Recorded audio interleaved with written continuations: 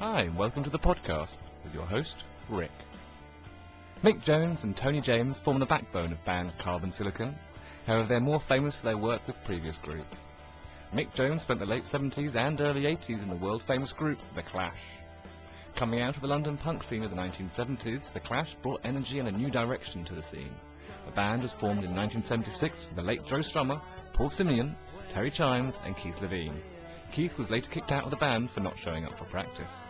Before that, and other line-up changes could happen, the band played their first gig in the Black Swan in Sheffield on July 4th, 1976.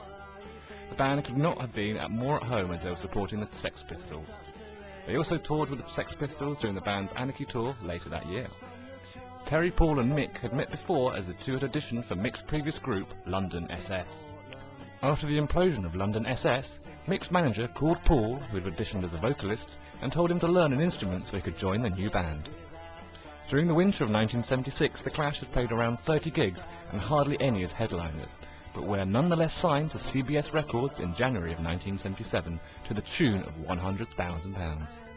Sniffing Glue's founder, Mark Perry, later said punk died when The Clash signed to CBS. The band did find it hard to justify the large amount while releasing their first single, White Riot, in March, followed by the seminal album, The Crash. Mick Jones stayed with the band through London Calling, Sandinista and Combat Rock albums, as well as the re-arrival and departure of Chimes. Jones's last gig with the band was in front of roughly 500,000 fans in San Bernardino, California in 1983. Shortly afterwards, Paul Simeon and Joe Strummer fired Mick, with punctuality allegedly being a factor. The Clash continued onwards and downwards while Mick went on to form Big Audio Dynamite.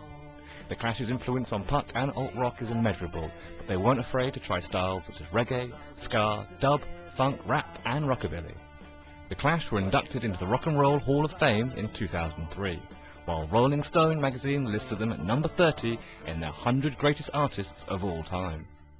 It's unlikely that Carbon Silicon will reach the same successes, but to understand Carbon Silicon, you must first understand The Clash. Thanks for listening.